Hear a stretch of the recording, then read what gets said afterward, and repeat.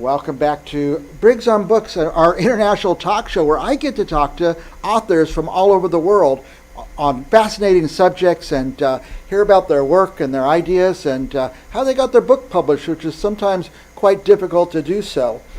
Today, we have a very, very important guest all the way from England who's going to talk to us about reclaiming our health in various ways, various illnesses. Let me see. Here, by the way, here's the cover of his book. I always get that backwards. Reclaim Your Health, Alzheimer's Disease. He also has books, Reclaim Your Health, Cancer, and other books. So we're going to take a look at all of them. And most of all, we're going to hear from Dr. Harris Phillip himself. Welcome, Dr. Phillip. Thank you. Thank you. Yeah.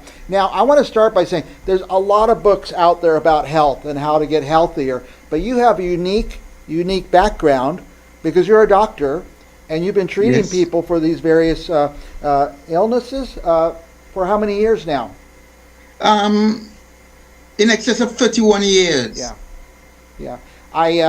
I'm very excited about reading these because I always feel like me just eating and putting into my mouth and body whatever I come across, maybe I should be thinking about it a little more. Dr. Harris, which book should we start with?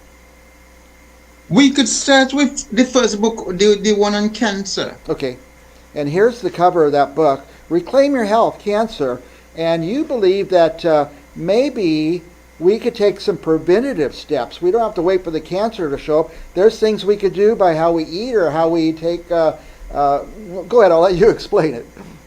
Yeah, well, the thing is, to start off, I'll just give you like a background on myself to get you a clearer picture as to the level of experience that goes into writing those books. I started my professional career as a high school teacher. Oh. After that, I did 2 degrees in chemistry and biochemistry. Then I went into medical school. I have been working as a medical doctor for in excess of 31 years, in excess of 18 years in a senior capacity. Okay. But as you go through life, to me, essentially, I believe that life is what you call a dash between 2 points, date of birth and date of death. And in between that time, you have the dash. Now, what you do during the dash can determine when your date of death is. So these books were written based on my background to try to see if we can extend the dash for individuals. In fact, I'll give you a little story. My paternal grandmother lived for 115 years. Wow. 115 years, and she did not spend a night in the hospital until about a month before she passed on. She was able to take care of herself. She didn't need any nursing home or anything along those lines. So I got fascinated with that, and I said, well, what is it about her that has given her this longevity? So I, in my own little way, studied her life. And because of my background in the chemistry and biochemistry, and now in medicine, I was able to reflect a little bit on what factors that has led to that. I've come up with a little theory that your life, what happens to you as far as your health is concerned, is based on your environment. Either the external environment or your internal environment. So the whole focus of this series really is giving you little tidbits that helps you to improve the quality of your life, improve your health, and as such, prolong the dash. My first book on cancer gives you it's a mixture of my background in terms of my chemistry background and my medical knowledge.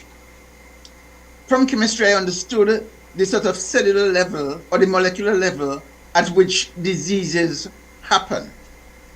And as such, I was able to come up with an idea that the better or the sooner you can find a disease, the greater options you have in terms of its treatment. So I started looking at the molecular level of disease. What happens to cause a cell to become a cancerous cell, for example? What happens to cause a cell to become rogue? I realized that individuals have an internal mechanism which protects them from certain ailments, including cancer. So we have our own internal machinery to fight off cancers. So what happens? Why do we get cancer?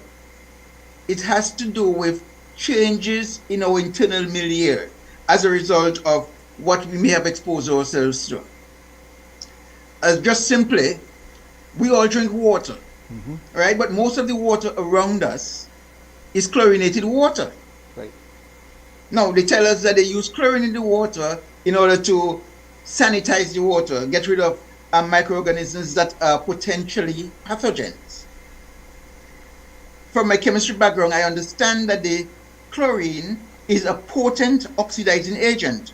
So through the process of oxidation, it's able to destroy these microorganisms. But the action of chlorine does not stop there. After we drink the water, it starts destroying our microbiome. That's the microorganisms inside our body. As a result, we find that there's an increasing incidence of bowel cancer. And after we collect water, after we drink water, we eventually pee it out. Our bladder is a receptacle for the urine. Yep. So eventually we have to collect that water, that urine, in our bladders.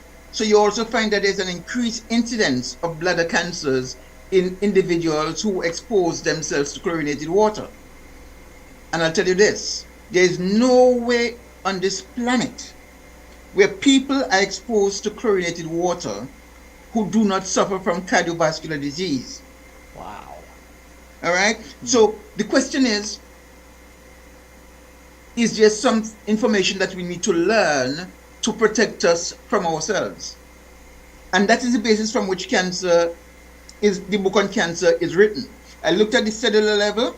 I realized that a cancer cell uses 200 times more glucose than a normal cell. Glucose is the energy currency of the cell. So to give you energy to do anything, you need the glucose. Now, if a cancerous cell takes 200% of the glucose that you're exposed to, you can begin to understand why people who suffer from cancer start looking emaciated, weak, losing their energy, and unable to do much. Okay? So these books help to present that information to individuals. Now, I try to develop the information in a simple, easy to read format. So whoever, you haven't got to be medicalized to read and understand what's there. I'm trying to make it available to individuals, irrespective of your background, to help you to understand this is what happens with cancer, but I'm also giving you some common sense measures that you can take. For example, I approach this from a holistic standpoint. We don't only need chemicals, the chemotherapeutic agents to treat cancer. We can use different non-pharmacological agents, even fruits, for example. The soursop fruit, I don't know if you're familiar with that. That is a fruit which it's a plant really. The fruit it produces, its bark, its leaves, all aspects of that plant are known to be effective against cancer. Additionally, we find in the Western world, the incidence of cancer is much higher than it is in the Eastern world. The question, why is that so? From our research, we found that the people in the Eastern world, say Japan, tend to use a high incidence of a brown slimy mold for their food, right? That food has a particular agent in it which gives the body additional fighting ability to fight against cancer. Hence, the incidence of cancer, for example, in the West is about 445 incidents per 100,000 persons. In the Eastern world, it's about 138. So you see there's a marked difference. Yeah. So as such, the value of this book on cancer, I believe, give people useful tools that they can use to help themselves to be the best version, the cancer-free version of themselves. Right. But I'm also telling people, don't just take what's written in the book. talk to your GP before you embark on any practice. Right. So not because I mentioned so or so for you to think, well, oh, the doctor tell me I have cancer of wherever, so I'm going to consume a lot more so or so. That's not the advice. The advice is you have this information, you can go and discuss it in a sensible manner with your doctor, and together you formulate a plan by which you can use this holistic approach towards the treatment of your disease condition. So the whole thrust of these books are designed to give people small bite-sized portions of information that is readily usable. This is, and I like what you said. This isn't written for scientists. This is written for everyday people. We will be able to understand the book.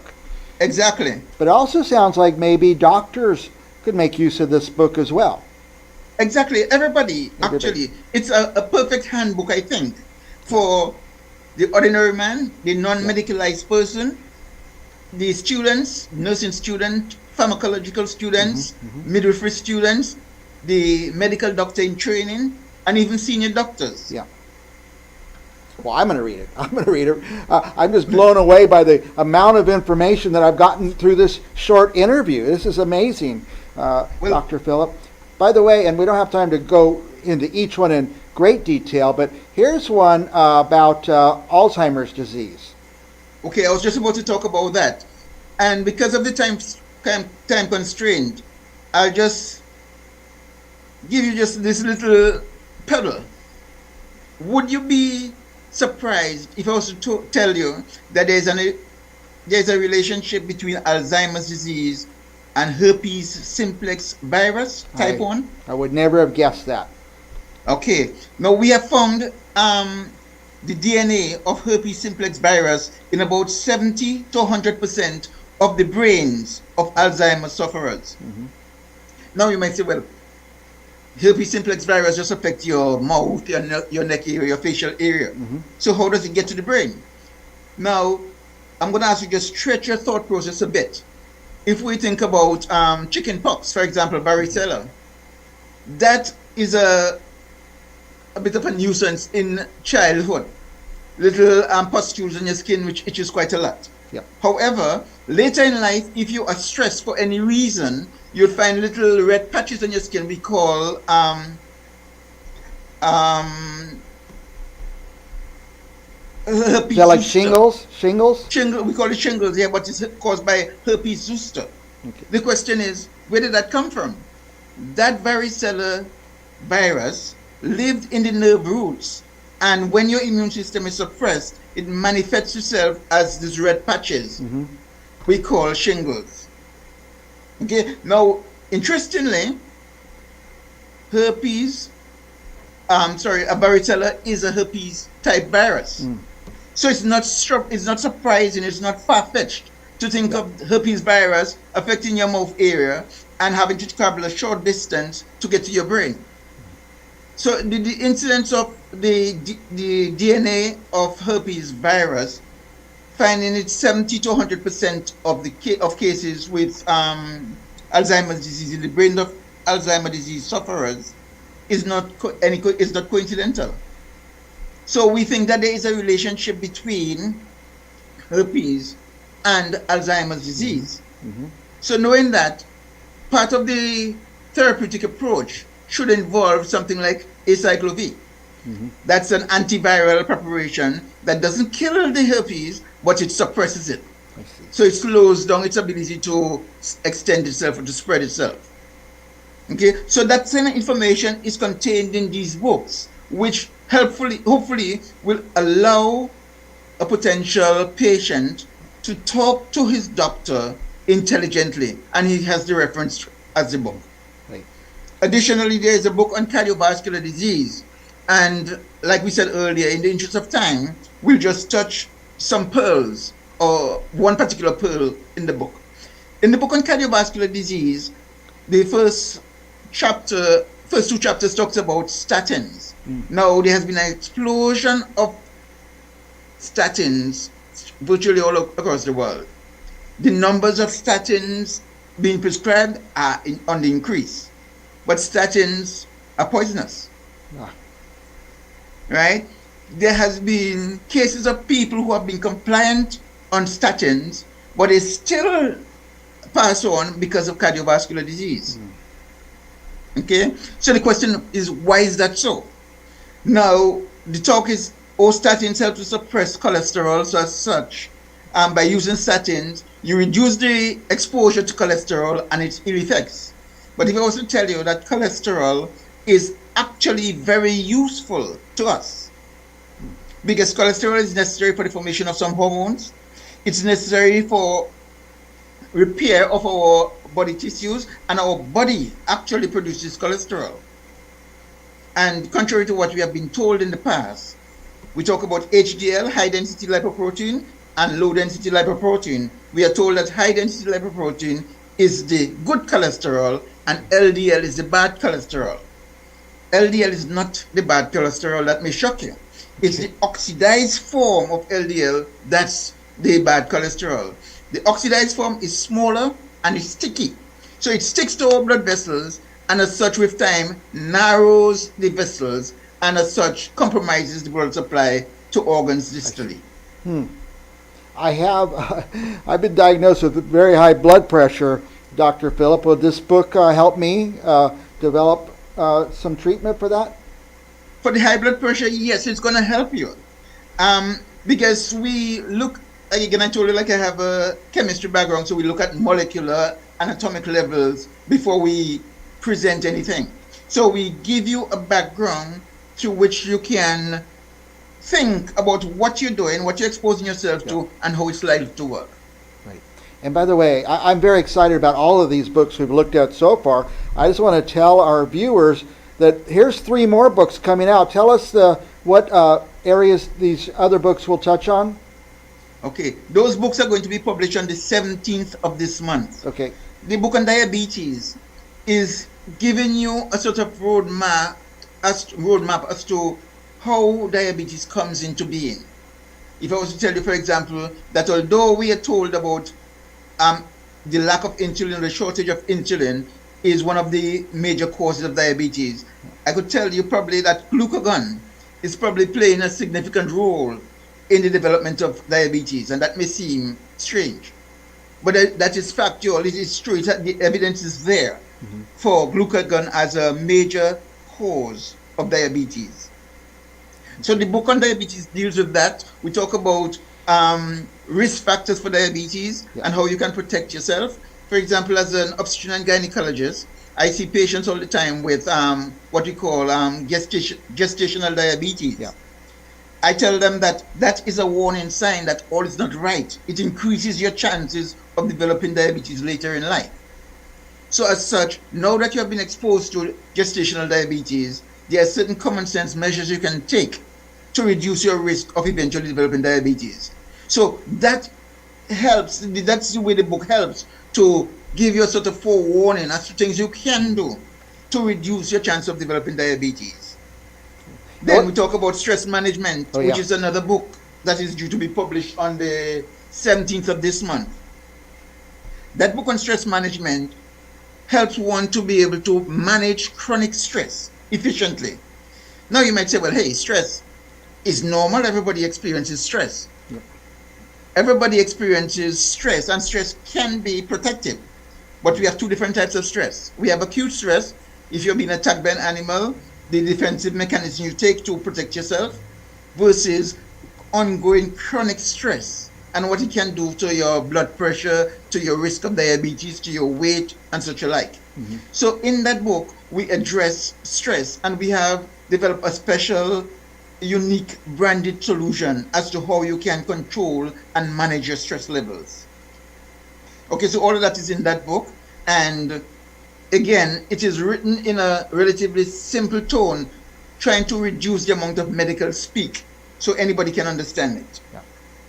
And the third book that is available is on obesity. Now, obesity is a challenge of modern day medical practice.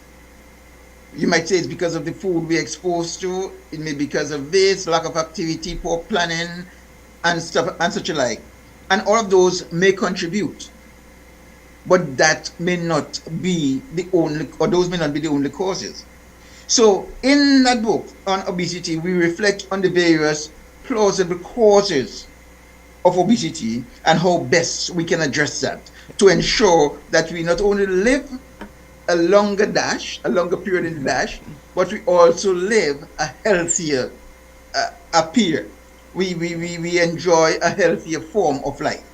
Right. Because without health, our productivity declines and our life becomes less meaningful. I feel like all your books, I feel like you're saying all your books, we don't have to wait till we get these illnesses. We could start now preparing so maybe we could prevent getting the illnesses or maybe not have it so badly when it does come. Well, that's the intention. The intention is to allow you to realize if you're going to treat any type of disease effectively, the earlier it is diagnosed, the more effective or the more options you have in terms of the treatment and the more effective the treatment is going to be. So by telling you those things, at least whetting your appetite to know, hey, there is an issue with regards to cancer, because in the book on cancer, for example, we look at the various types of cancer and symptoms associated with that. So if you start having those symptoms, you go having a talk to your GP. Could I be investigated for this? Could I be investigated for that?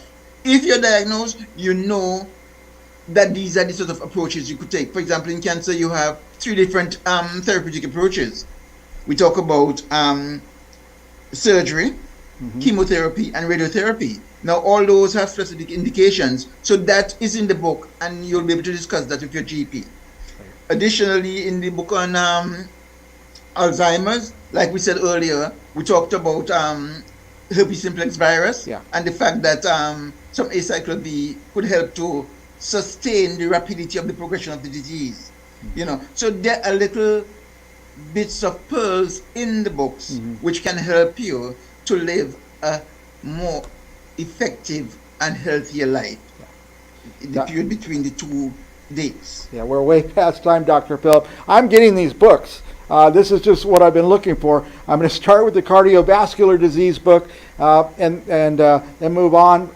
But I have friends, Alzheimer's and cancer. I'm going to give these books out to a few people as I get a hold of them. And then I look forward to later this month. There's the other three books that are coming out. And where can people get these books, Dr. Phillip? Those books are available on Amazon, Okay. and they can also be obtained from my website. That is philburnacademy.com. I want to end with a couple thoughts, Dr. Phillip. I know you're in England somewhere, but your accent is a little different. Is it Caribbean? Yes, it's from the Caribbean. You have a very good air. From the Caribbean. And you were born in Dominica? Dominica, yeah. Okay, very good. Anyway, you're a fascinating person. I'm inspired by what you've written, and I wish I could read all the books of the authors that I talked to on this show. I cannot, but these are important books, and I'm going to read them. I want to thank you for bringing them to us and to our viewers. Any last thoughts that you want to share with our viewers?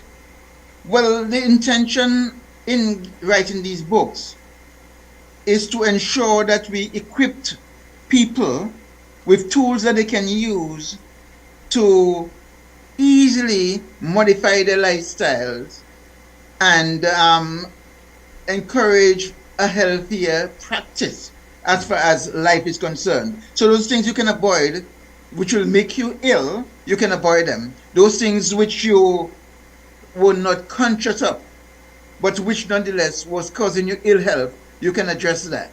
You know, so the books are useful handbooks, I would think, which could serve as useful literature, which you can walk around with and share with friends, gifts to individuals as gifts, which will help them to live better quality lives as far as the health is concerned.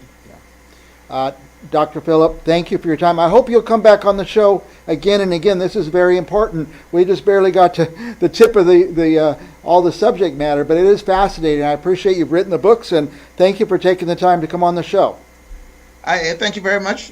And thanks to you and your audience. Thank you. And for our viewers, don't go anywhere. I'll be back with another author right after this.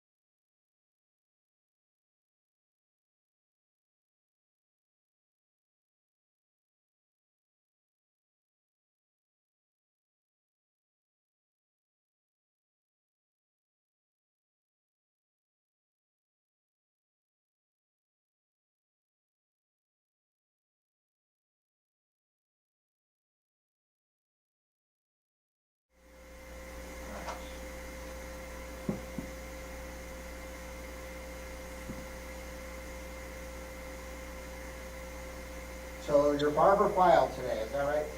Yes.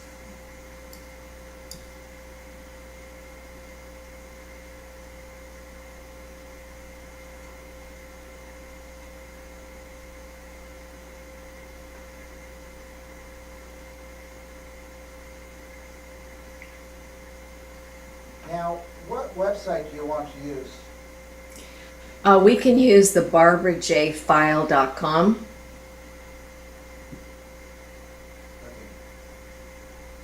DARBARAJ file.com. Right.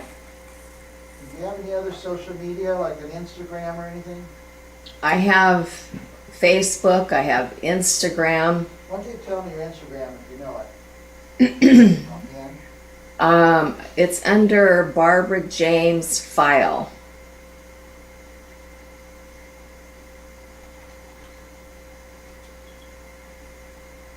Oh, I get it. J is James, Barbara James. And then I also have LinkedIn and Twitter and YouTube. Nice. Put down Barbara James File. I like to copy it and paste it in. That way I can't do any typing errors. All right, Barbara James. Now, did you get that speaker sheet that I sent? Yes, Okay. that's what I was studying right before. Okay.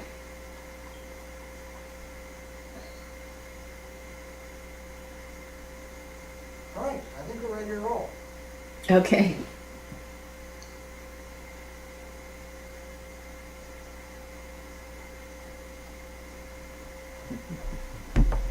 All right, Barbara James, Barbara File. There he is. Okay, let me do this.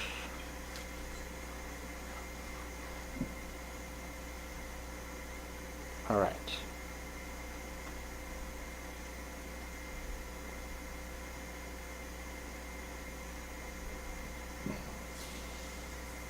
All right, oops, one more try. All right, stand by.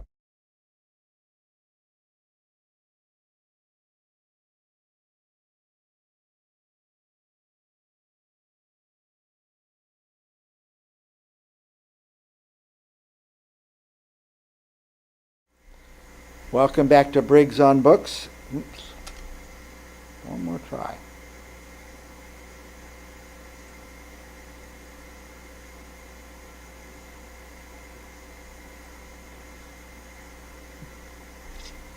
Welcome back to Briggs on Books. We've been talking to authors today from all over the world, as well as right here in our Central Valley of California. We've had this next guest on a few times because she's written an amazing memoir, Free Fall, but also now she has studied and become certified as a life coach. If I got that right, let's find our That's guest right. and bring her in there. She is Barbara File. Welcome, Barbara. Thank you, Mike. Good to see you. Happy New Year. So, will you say life coach? I'm a certified life coach. But you do a lot more than that. You help businesses. By the way, let's just get some background. You have a tremendous business experience. Can you tell us a little bit about that? Yes, in my early career, a lot of the jobs that I had were kind of by default.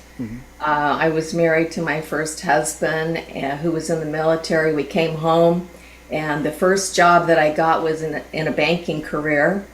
Had that one for 17 years. Wow.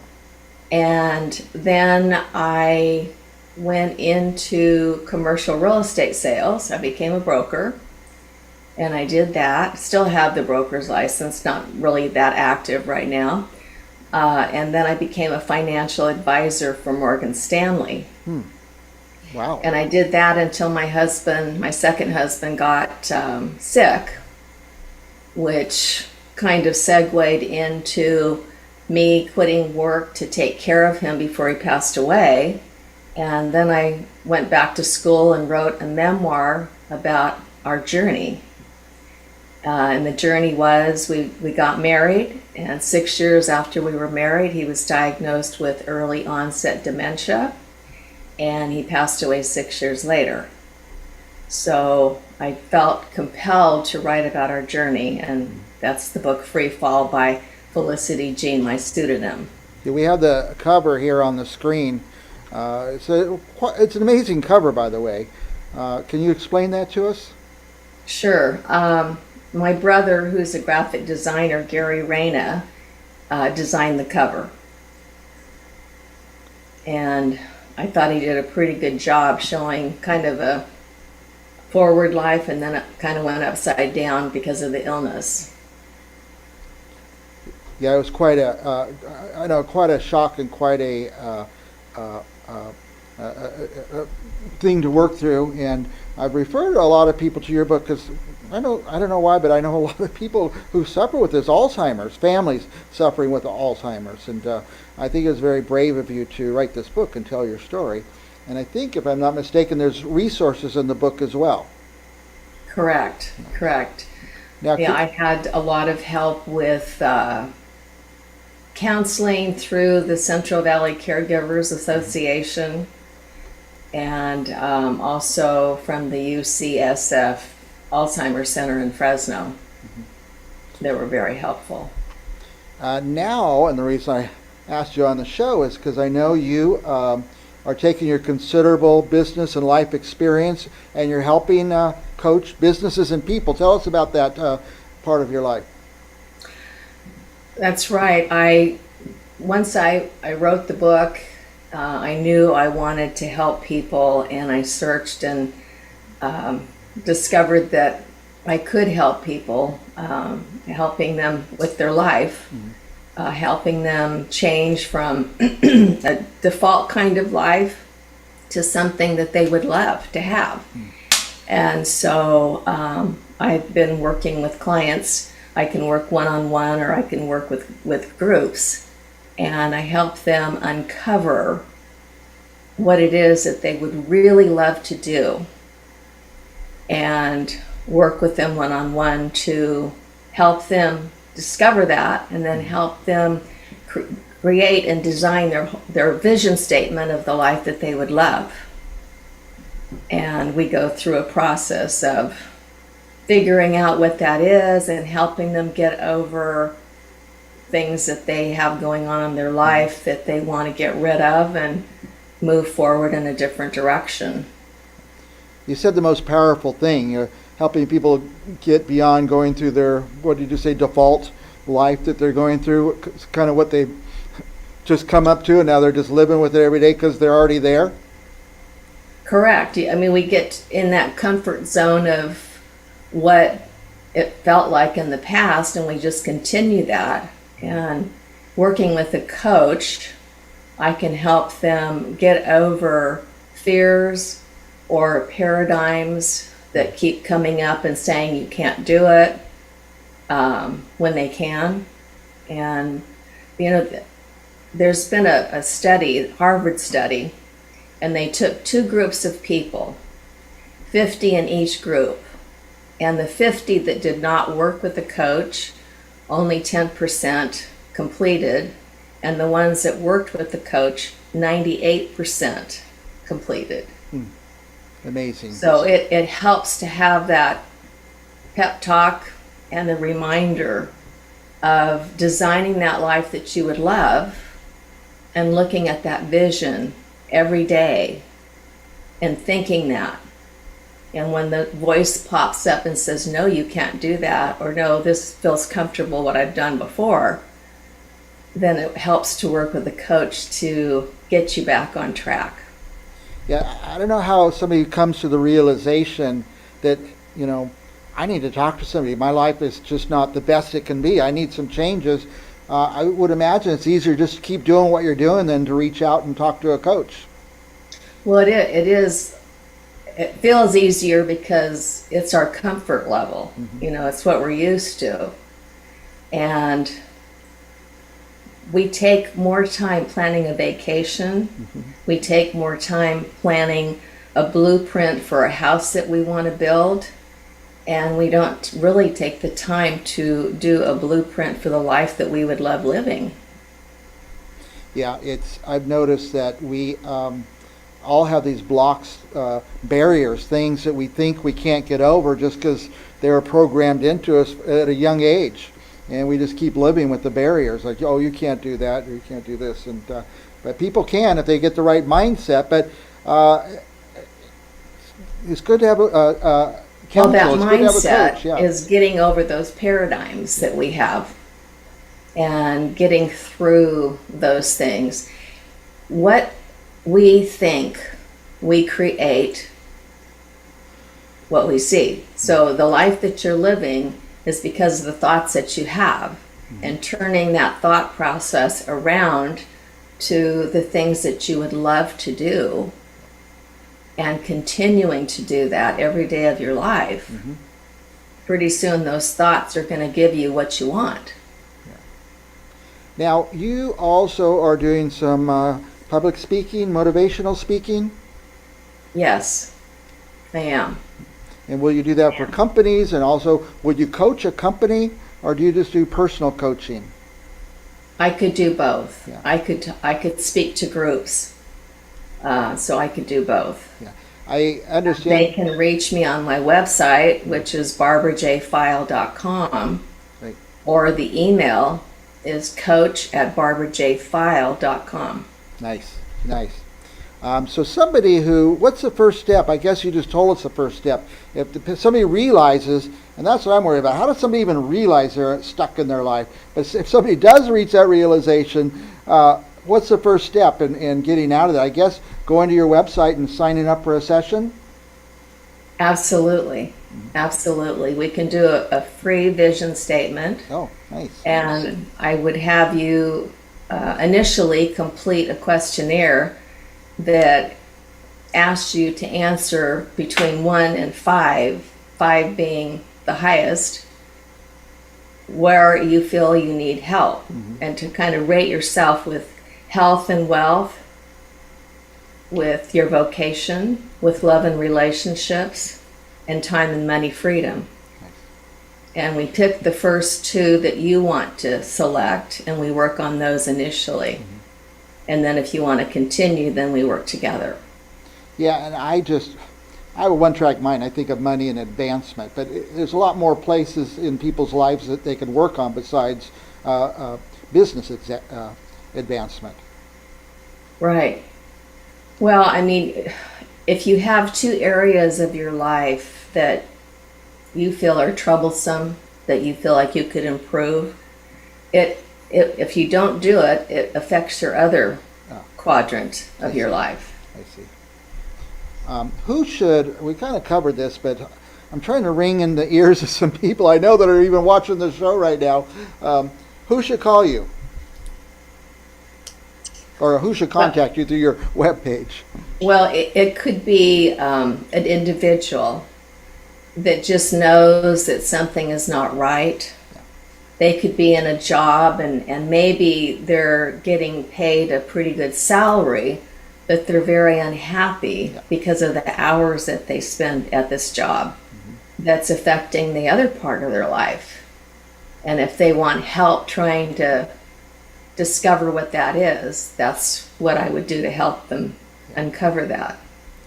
Yet I see. And at the same time, if there's a business owner that wants more abundance in their life, and they don't really know what they're doing wrong, and they need help with that, then I can help them with that as well.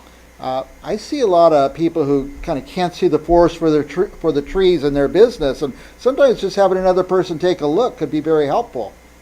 That's right. Sometimes you're involved in it and you don't see the missing links. Right. I'm a person. I love my job, and I love what I do every day, and I take care of my job. My job takes care of me. So I would guess anybody who's not feeling that great joy of what they're doing and feel they're not getting everything they should be getting out of their life, not just their business but their life, a life coach would be a big help, I'd imagine. Absolutely, and maybe it's a person that needs to hire somebody to help them out, where they could be spending more time doing what they would love doing, and relieve themselves of some of those responsibilities. Yeah. Now, if we do go to your website, barbarajfile.com, what are we going to find there? You're going to find an invitation to a free strategy session, vision statement, and you'll be asked to fill out a questionnaire. There's also a free booklet that they can click on a link and get that. But yeah, they would have to come in and say hello and give me their contact information, and I would be in touch with them. I could imagine just coming up with that vision statement, how important that could be. I mean, that alone might set you in a good direction. Absolutely. I mean, I don't think normally people would do that. No. You don't plan your life. Right. But most successful people do plan their life. Right. That's very profound. The successful people are getting the plan. It's not that hard to make a plan. Sometimes you need some help, figuring out that plan and get going in the right direction. But you're right. Successful people Right. have a Right. plan. A And complacent. it's just learning how to keep writing down and reading that vision every day, because the things that you think are what you're going to get. How about What this? you create, attract. How about this? As you said, successful people plan their life. Complacent people don't. And their lives aren't going anywhere. So, for goodness sake, I want to shake people all the time. So, what do you want to do? Make a decision. Get focused. Where do you want to end up? But I'm not trained at it like you are. So people need to talk to. In fact, the people I've been trying to get going, I'm going to give them your web address and say, go check out this website, Barbara File. She's very cool and knows what she's talking about. Barbara, we're bumping up against the end of the time we have. I want to just I'll personally give a little plug for this book, Free Fall, by Felicity Jean. And if you know somebody with Alzheimer's, we all know somebody, we all know families who have Alzheimer's in their family. This is a great book to give as a gift. And you don't have to be facing Alzheimer's to get a lot out of this book. I recommend people go and find it. I just found it on Amazon. Where else is it, Barbara? There's also a link on the Barbara J. File for the book. I talk to authors all day on this show. And whenever I could buy the book directly from the author, I like to do that. I feel a little more personal connection that way.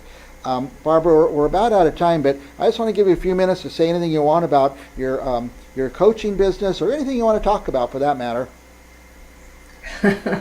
Thanks, Mike, and I appreciate you having me on your show again. And again, if anybody feels like they need to make some changes in their life, and they want to talk to a coach, I invite them to go to my website, barbarajfile.com, or they can email me at coach@barbarajfile.com, and I would be more than happy to give them a free 30-minute session to go over some of those items, and we can go from there. Yeah, I just think going to that website and getting that free session could be the greatest things, could end up being the greatest thing somebody ever did with their life, and it's free. That's just right. To find out. Thank you, Barbara, and we hope to have you back on in a month or so and talk more about this. Thank you, Mike. Thanks for having me on. And for our viewers, don't go anywhere because we're going to be back with another author right after this.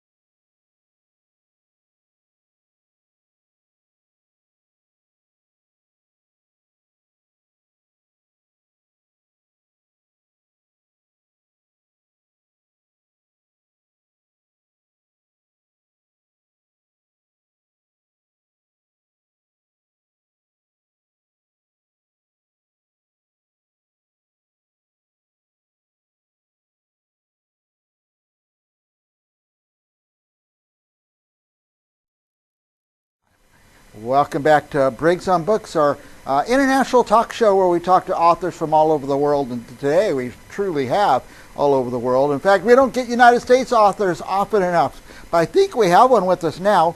Let's see if I can find her. Amberly Johnson is, where are you, Amberly? I'm here in Evansville, Indiana. Indiana. And you're, Yeah. can we say where you are, or is that top secret, or what you're doing right now? No, it's not top secret. I work in the medical field as it is. So I've been just working with patients today, so I took some time out to talk with you. Well, I'm glad you did. You have a very intriguing story, and I like to have people hear your story because people out there are going through things you went through, and they think they're all alone. They think they're the first person going through it, and I guess at some point you thought that as well. Yeah, I mean, you do feel like you're by yourself, even if you have support or you don't have any support. It feels like you're just trapped in your own mind when you go through things like this. Yeah, now you're going along in your life, everything's going just fine, and then all of a sudden something happened. Tell our viewers about that. Yeah, it's just your normal everyday, you're having dinner, you're watching your movie, you're getting ready to go to bed. And then the next thing I know, I'm waking up to hearing that something's not right, because I can hear like some coughing or gasping. So I look over and I realize it's him. Your husband. And yeah, my husband. I'm sorry. That's all right. And he just eventually stopped breathing. And when that happened, I had I'm in the motions of 911 and all that stuff. So I'm on the phone with them, and they're trying to explain to me to get him on the floor, and I'm trying to explain to them that he's 6'8". I'm like, he's a big guy, and I'm 5 foot nothing. And they're like, but he needs to be able to breathe. And by the time I got him on the floor, I mean, he completely coated. It was all color flushed out of his face, and then his bodily fluids left. So I really thought I had lost him. And I kept performing CPR as instructed, and then I was able to get that color flush back. Wow. Now, had you had medical training? I mean, yeah, I was working in the field at the time, so I kind of had an idea. And I mean, anybody won't know exactly how you're going to respond to that until you actually are in that situation. Yeah. So I never thought I would respond so calmly and collectively and did how I did. But it just, you just never know until it actually happens. Now, then who came to your house? The fire department? Who came first? It was quite a display. We had two police cars and 2 fire engines, and then obviously EMS, and they were all up in this room. It wasn't a very big room, and there was like 7 of them working on errand, and I had the police ask me what happened and everything. I mean, it was just this huge scene, and at the time I didn't know what was going on. I just seriously thought he was just having a heart attack. Like he's just having heart failure, but he was only 30. So I really didn't think anything else of it. I thought, well, maybe it is an underlying condition. And, later then I find out later on, purpose of the book and everything like that is to, he was having an addiction on the side. He had an addiction to... Behind closed doors. How'd you find that out? Well, after he was hospitalized and we got him stable, because he was continually coding because these drugs were running out of his system. Oh boy. We did some blood tests and urine tests, and then that's when they found out that he was positive for meth, and I think it was like Percocet and stuff like that. But it was very high doses, and it took him a while to come clean about it, especially being in the hospital. But that was the only way we were going to understand how to actually help him. They couldn't do anything with it until we knew exactly what was in his body. Yeah. I understand meth is very, very addictive.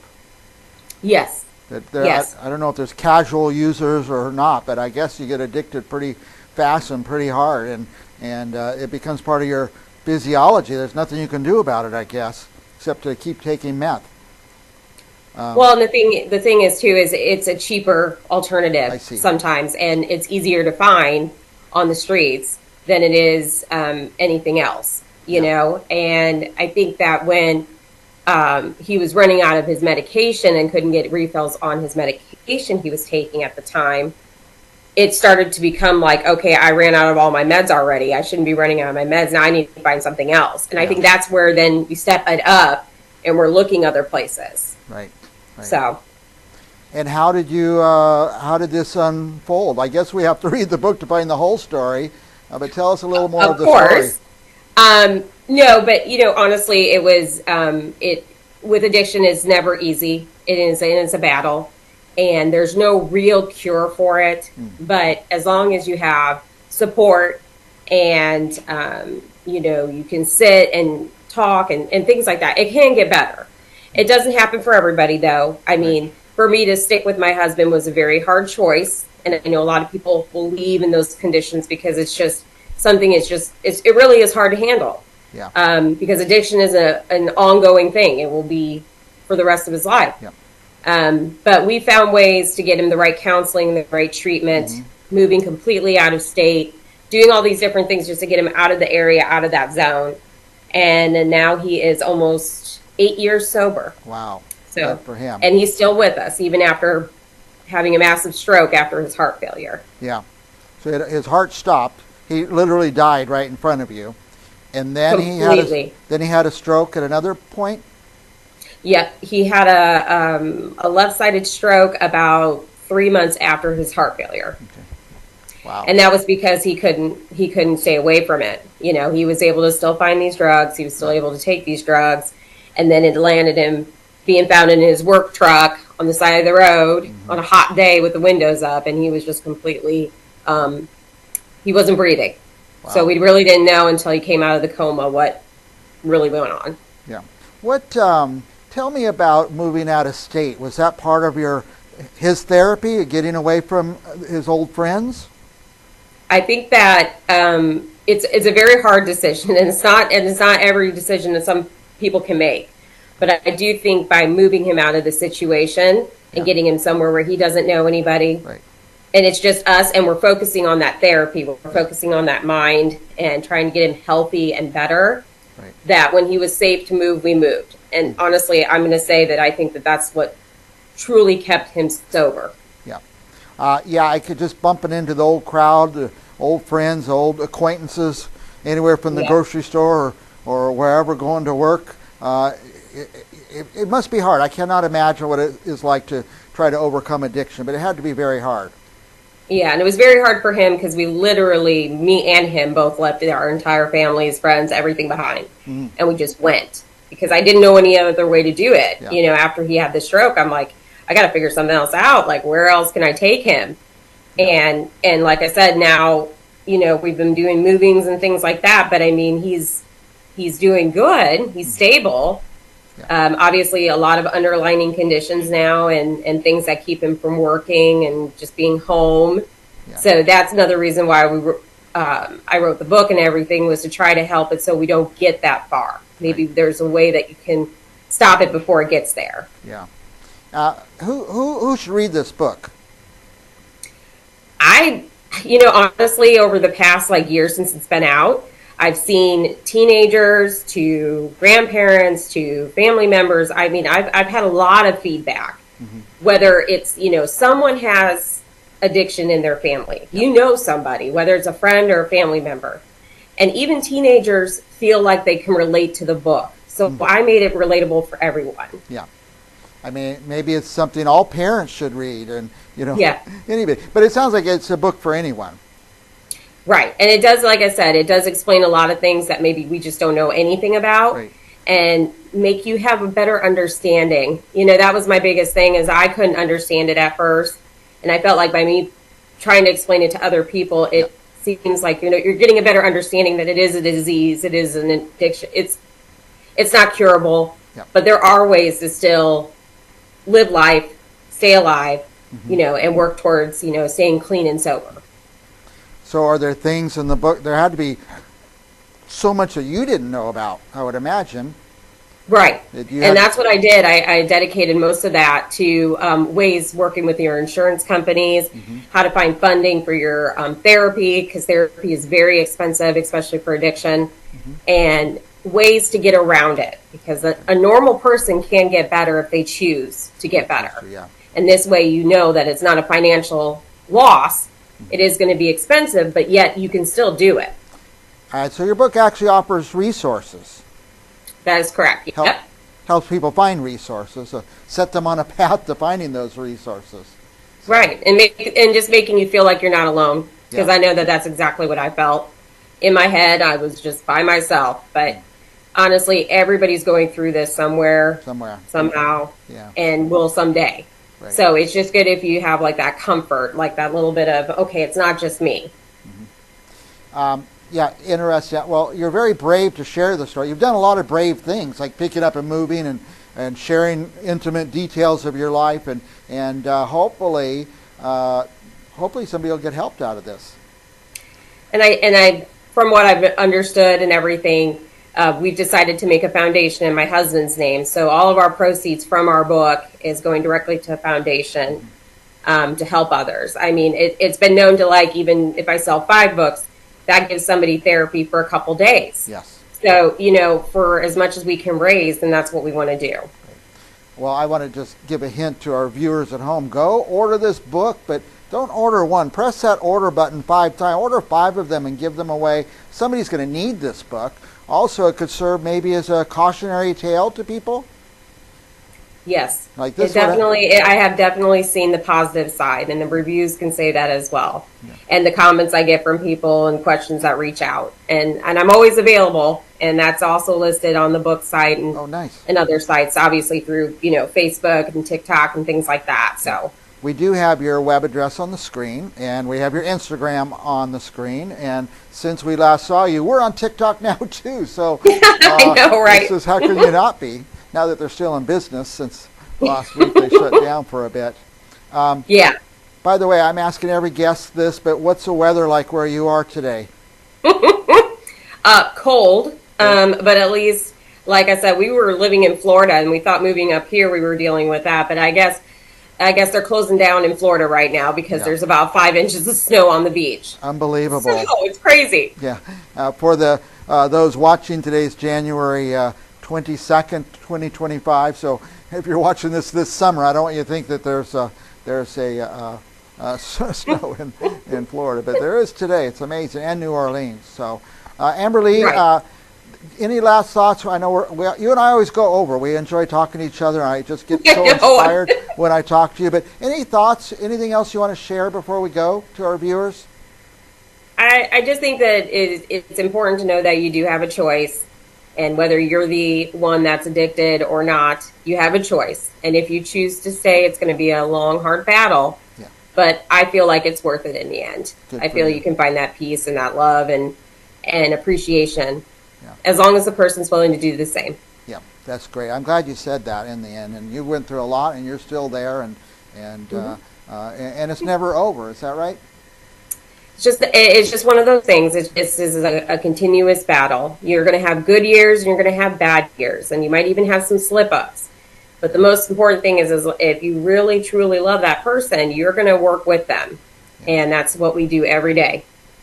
By the way, here's the cover again. Addiction from the Other Side. I'm sure it's for sale in a lot of places, but I just went to Amazon and it just popped right up, and I push a button and a book shows up the next day. I kind of love that site for that reason. But where else is it available? It's pretty much available all online right now, whether through Walmart, Target, Barnes & Noble. I mean, it's just everywhere. So as long as you search the name, you'll find it. And then hopefully be in bookstores this year. That's our goal. Nice. And is there another book coming out? We have been starting on a second one. Not sure with that date just yet, but I definitely wanted to update people more about what's new, what's going on in regarding to addiction and different things, because a lot of stuff changes. They're always one step ahead of us, so I try to put as much information as I can. And your story's ongoing, so another book would be very appropriate, I think. So. Our guest is Amberly Johnson from someplace, I think, in Indiana. Is that right? Yeah, it's Evansville, Indiana. And we really appreciate that you've written the book, that you're brave enough to put your story out there. And we hope, and I know you hope, that it helps someone. But it's going to help someone if we get the book in people's hands. So order the books, give them away as gifts.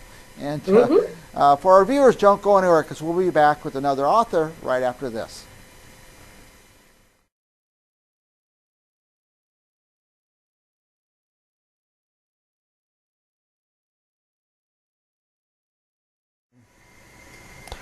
Are you about to pick the next book you read? Well, I've got some ideas for you.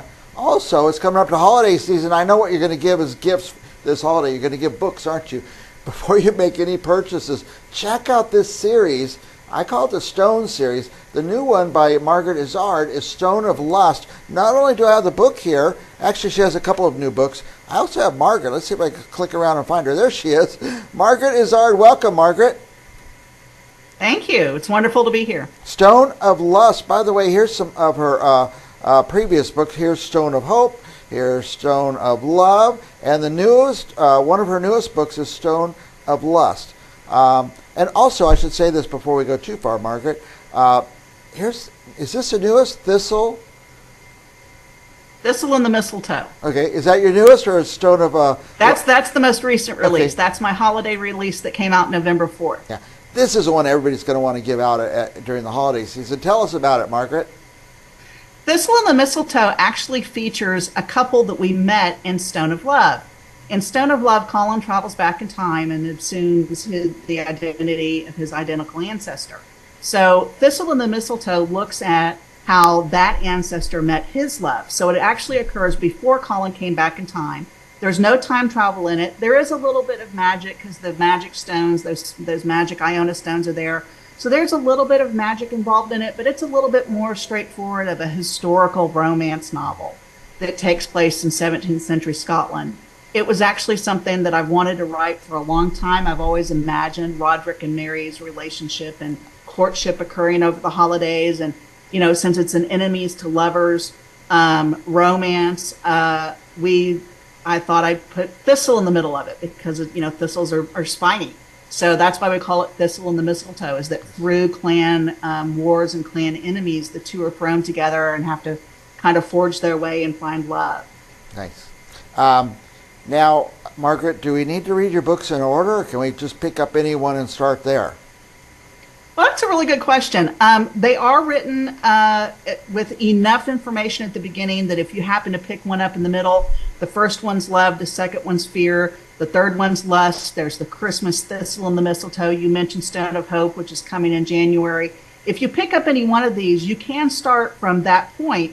However, a lot of my critics, a lot of my reviewers, a lot of people, especially a lot of my readers and followers, the stories are so much more enriching if you read them in order because there's things that link back and hook up and little tidbits here and there that you might not be able to pick up. But they're if you happen to pick up Stone of Fear, the second book, there's enough to get you through the book at the beginning to understand what's all going on. That's great. Yeah, I'm going to start in order. Which is the first one, by the way? Stone of Love. Stone of Love. Okay. There it is. I just happen to have it right here. Stone of Love. Start with Stone of Love. You know what? If you're going to give this book out at Christmas time, just buy the whole series for whoever you're giving the book to, and that would be a much better gift, I think. Now, the most recent, which one is the most recent? No, we did Besides the Christmas book, Yes. The Stone of Lust. There it is. Stone of Lust is book 3 and actually focuses on Colin's sister, Annis Lee. And Annis Lee tries to help save Brielle, which is Colin's love, from the first book. She tries to save her from being kidnapped, and they actually get pulled through a portal in time and back into the Viking Age.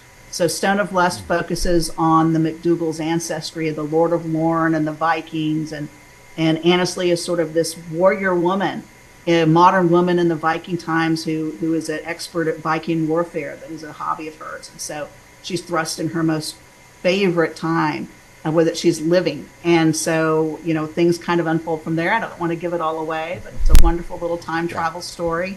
We see Brielle and we see Colin again from the first book, and it has a really nice ending. Yeah. Are these all set in Scotland? Mostly in Scotland? The first 4 books, the first 3 books and the Christmas book are set in Scotland. Now, Stone of Hope is not. Okay. Stone of Hope focuses on Brielle's brother, who is a fighter pilot. He's an adrenaline junkie. It starts off in Florida, and he actually accidentally time travels with his niece and nephew to Egypt of the 1930s. So we find ourselves in Egypt at archaeological digs and fighting mystic forces there. Amazing. So all my family's Scottish, so and none of us have ever been to Scotland, so they're all going to enjoy these books. In my introduction, I called these the Stone series. What do you call the series? Stones of Iona. Oh, Stones of Iona. What does Iona mean? Iona is an island. It's actually one of the Western Isles in Scotland, and it's considered a very mystic island. It actually sits on a ley line, so it's polarized. So if you go at the top is at the highest point on the island, it's magnetized there. So one side of the island is one type of rock, the other side of the island is another type of rock. So it within itself is very mystical. There's the Iona Abbey there. So the stones come from Iona, and the McDougals are their guardians, and they're keeping them safe for the fairies, for the fae. Now, did you have to do a lot of research for these books? Yes, yes. There's a lot of the historical elements that you find in the books they're real. They're real accountings. There is a lot of history research that goes into these books. There's a lot of folklore and a lot of folk stories from the Scottish heritage that are involved in the books that we link through these stories. So there's a lot of research in how I bring these historical elements and these folklore stories together and merge it with a story of love. Nice. Very nice. And of course, you had to go to Scotland probably many times to do your research? I've been once. We went a couple years ago. My husband and I went together for about 2.5 weeks. Wow. We started in Glasgow. We went up for Cairngorms and finished in Edinburgh, and it was an absolutely wonderful trip. My favorite stop was Oban. Outside of Oban is where the two castles are that I focus my series on, which is Dunstafnage and Donnelly Castle. Oban is considered the gateway to the Western Isles. It is also the location for the Stone of Lust. And it is the Viking stronghold when the Viking times was around Scotland. And so the bay there, it's still there's still a lot of the same historical buildings. The entire town faces the bay. We spent 2 days there. It was absolutely magical. The inn faced the bay in the sunset. So every time at dinner, I sat and watched the sunset over this bay and over the Western Isles, and it was just beautiful. Amazing. I'm glad you got to do that. Margaret, I have your web address on the screen. margaretisardauthor.com. What would our viewers find there? Oh, my goodness. All my books are featured there. I have a section about what's coming up and my appearances, the different appearances that I have going on. You also want to link into my socials. I do a number of Facebook parties, a number of different social media parties that I'm involved with where I do giveaways. I've got especially in Facebook over the next month for the holidays, I've got a lot of little parties and giveaways going on there. My social handle is Mizard Author, so that's Mizard Author. It's where you will find me on all my social handles, including Blue Sky. So you certainly want to follow me there, kind of keep up with things. You can sign up for my newsletter. I have a monthly newsletter, and occasionally I'll pop out in the middle of the month, maybe some little announcements if I've got something special going on. I also have a secret section in my website that is where the fairy realm is. So if you click on any of the little fairy icons on any of the pages, that will take you to the fairy realm, and Colin's Fairy Bridget will walk you through some things there. So that's a little secret section for certain people.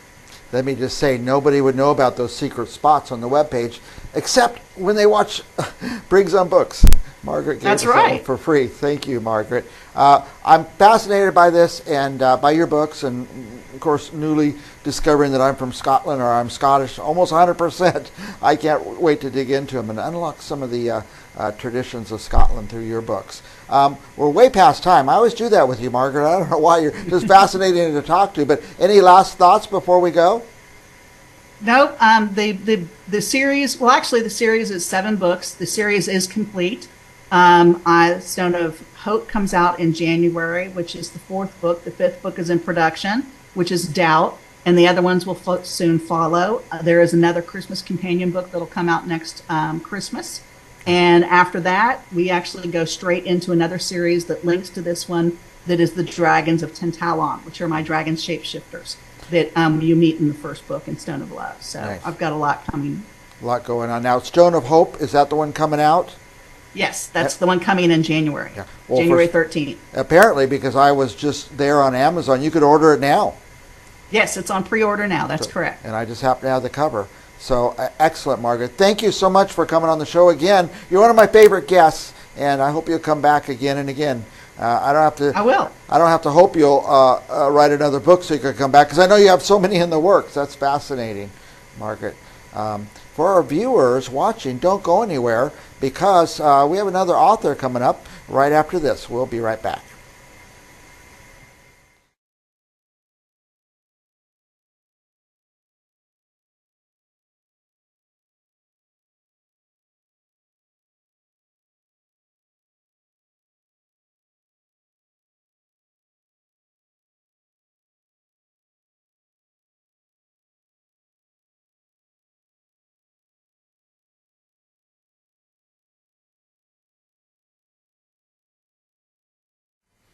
Welcome back to Briggs on Books, our international talk show where we talk to authors from all over the world about their book and get an idea of what their books are all about.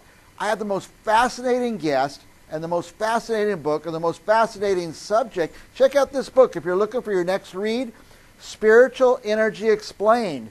I've spent years trying to understand spiritual energy, but our next guest is an expert on that. Please welcome Walter Broach.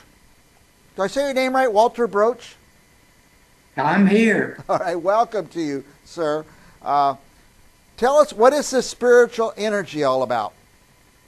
Okay, this is fantastic. I have, when I was like about 8 years old, they baptized me. Mm-hmm. And shortly after I was baptized, I saw this movie with the hero in it. He died, and there was a picture of his soul flying up to heaven or something like that. And I've been kind of interested in it. What's going on here? And I was in a library. I ran a huge library system. I had 15 libraries a few years ago. And one thing I did is I researched this. I was really curious about what is this kind of energy that flies out of you.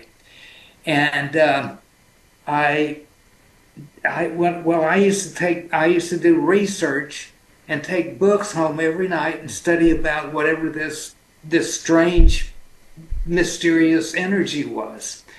And I discovered that the universe is literally made out of invisible energy. I maybe should talk about, maybe name these books Invisible Energy, or the Universal Invisible Energy, because the whole universe is made out of energy. And people don't realize that. They just think there's nothing out there.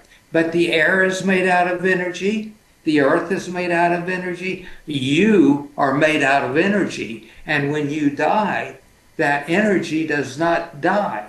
That energy goes somewhere. It does something. And I have been researching, this isn't religious or anything. I've been researching what happens to that energy that when we drop dead, which I'm 86 years old. I started doing this when I was about 80. I used to write when I was young. And I didn't make much money, so I went into real estate. I made enough money so that I can, you can't live on Social Security anymore. Yeah. So I make a little extra money doing my writing, and I enjoy it. It's fun. It's a hobby. But it's also, I got these books written, and I said, hey, I might as well publish them. And so we published them. And they're selling. That surprised me. But it's fun. And it's nice. I meet a lot of people. They email me, and I always try to respond. Sometimes I don't. But 99% of the time I respond. I like hearing from them, and I like telling them, just talking to them. It's fun. Yeah. And so I started writing, and I got when I started publishing them, I got a nice response that made me feel good. And so I kept writing, and I have several books out now, and I hope to do about 2 or 3 more. Mm-hmm. But the whole thing And I'll tell you, this is good because when we before we get here, we're energy. And we might be donkeys, we might be trees. I'm about to hit on the final answer to what we do and what we are. That's the big question. And it appears that before we're born, we could be animals, we could be trees, we could exist in other universes or other places of this, whatever it is, heaven, hell, whatever, the fun place. But our energy is there. Energy also has thought. Now, even rocks have it isn't thought like we have, but they're publishing, they're putting out something. You notice when you see you look in a forest and you see tree roots, they grow together. They're communicating with each other. Now your everything in your body is communicating. Your brain, information comes into your brain. It could be somebody speaking. It could be just air passing through, coming through your the it's just, you know, whistling by ears, and you're hearing something, or you're experiencing something. That's communication. Your what, there's a song once, I don't know, your elbow connects to your knee bone or something like that. I don't remember what it was, but all that your bones and your veins and your body, one part, your fingers communicate with your hand. Yeah. Your hand communicates with your wrist. It just goes on down, on and on and on. And your brain is just a piece. It's a piece of meat. It doesn't really. It the information comes into your brain, and your brain redirects it to where it's supposed to go. The brain isn't really a smart thing. Well, some people are smart and some people aren't so smart, but their brain has an ability to transfer this energy, this universal energy. Now,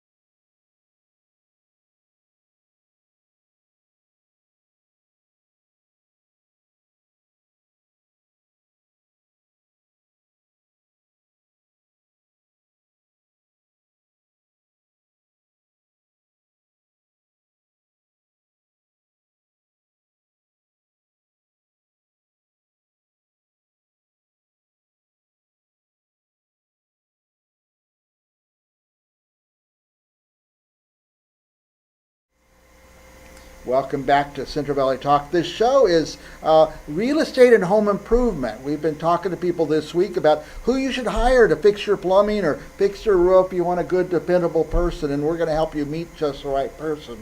How about this? Who should you call if you want to buy or sell a house? It's a tough choice. You should call someone who's been at it a while, who's done it a little bit, who's done a few hundred or a few thousand transactions. This is the biggest investment of your life, and you should have somebody you can know and you can trust. That's why I've asked an expert to come on the show today, and here he is, Al Alarcon. Welcome, Al. Hey, nice to be here, Mike. How long you been doing real estate? Since 1977. Oh my Full-time, goodness. yeah. That's like 40, 50 years. That's when Pretty I, much, yeah, pretty much. That's pretty when I graduated from high school. That's how I know. Yeah. Now, I'm going to ask you a little bit about who should be buying houses and what do they have to do if they want to buy a house they've never done it before. It's quite a process if you've never done it. Definitely is, and that's why you should have somebody that's Yeah. got the experience and kind of keep you away from the hand grenades. And there's very few people with more experience than Al Alarcon, so think about that. Now, before we get to this market stuff, I want to ask you about one of the houses you have for sale. This is kind of near the Tower District, or is it in the Tower District? No, it's Fresno High. Fresno it's the High Fresno area. High That's area. right, Yeah, it's on West Harvard, 1411 West Harvard. Okay. And it's a nice little house. How much is it? That one's $349. It's a 3-bedroom, 1-bath, and it's got an extra wide lot, as you can see the gate there. And in the back, it's got a building that could be converted to ADU. Oh, They nice. just need the permitting and that sort of thing. This is So- a picture I liked about this house. This is some kind of fence and gate. Yes, in the back. In the It's back? it's got a sliding gate, so you could drive in through the front, drive out the back, or vice versa. Could you And- park an RV back there? You can, definitely. Yeah, it looks like enough Definitely. space for the RV. Yeah, definitely. It's huge for a garden. Somebody that needs a big backyard Yeah. for kids or whatever, but Is the kitchen upgraded a little bit? all brand new. Everything's Everything's brand new. Yeah, the more modern countertops and everything. Everything, yeah. It's just been totally rehabbed. This is a favorite part about this street, Harvard. If anybody's familiar with the street, there's all these shady trees down there. Yeah. People don't think of that this time of year, how much we need shade to park, but in a couple months, they're going to be saying, man, I wish I had a shady tree out No, there. it's like on Terrace, also another street that has Yeah. beautiful trees. So does Harvard.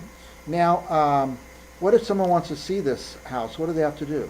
Just give me a jingle or call your own broker and set up the appointment, and we go from there. Yeah.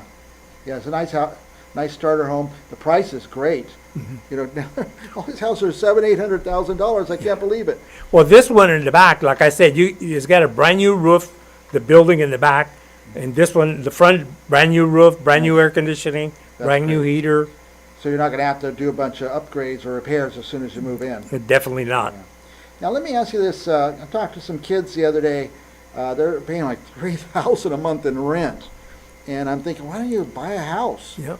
What if they've never done it before, they don't know how to qualify, they don't know how to go get a loan and stuff. Can they call you and you'd kind of walk them through Yeah, that? right. Give me a jingle, and once I do a very light pre-qual, and once I ask them the questions, their income, just general, then I'll guide them to the right lender, because there are certain lenders that focus on different type of borrowers. For example, first-time home buyer, or a heavy investment, or somebody that's, everybody's different. They have different lenders who work with Yes. different kinds of And clients. there's some banks that have grants where they help you with a first-time home buyer grant, down payment, that you don't have to pay back. There's there's a ton of loans, Okay. a ton of loans. You So, kind of run them through it, see what they're after, if they're going to move and then sell it in 2 years, or they're going to try to keep it till they retire. They might want a different kind of loan. and a different kind of lender, yeah. exactly. But stay away from the adjustables, which I would never guide them that way. But the lender, there are certain lenders that, qualify. And if they have credit issues, there's another lender Right. that helps them to correct, fix. Oh, I and, see, yeah. Fix their credit. Al Alarcon has done it a few times, so call him, trust him. He'll take you through, he'll get you taken care of. Now, I've talked to some I don't want to say older people because they're our age, Al. Or younger people. But they've lived their whole life, and now they're ready. They have the big old house, and the kids are gone, and they're thinking maybe I should, downsize. but they don't know what their house is worth. They don't know how to sell it. They don't know anything about it. How can you help them through that? Well, there's many options. Number one, what are they going to do? What their goals are? What do they want to accomplish? And also, what are they going to do with their money? That's one of the things.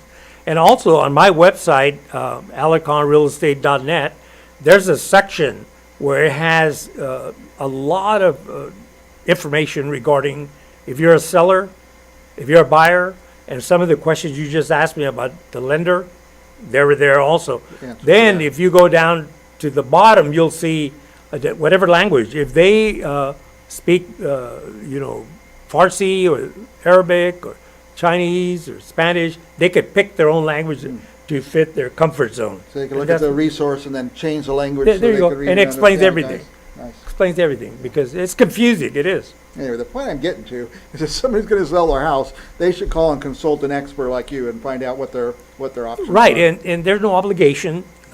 They come, if they ask me whatever they want to ask me, whatever they need to know, because once people remove or get knowledge, they get rid of fear. So that's what it is. People are fearful because lack of knowledge. They don't, but once they know what they need to know, then they'll feel more comfortable making their next step. Yeah. And that's Very what you good. want. Yeah. You want happy campers Yeah. when they buy, sell, do whatever. Well, this is the biggest investment or the biggest divestment anybody will do in their lives, buying or selling a Right. house. So you want to get somebody who's really been at it a while, since 1977. Yes. You've learned a couple things, huh? I built homes. I built 2 subdivisions. I've did a lot of exchanging, investment, all kinds of things that I've done in the real estate industry. Yeah. So that comes, and I'm willing to share all that knowledge Nice. with whomever. And the information's free.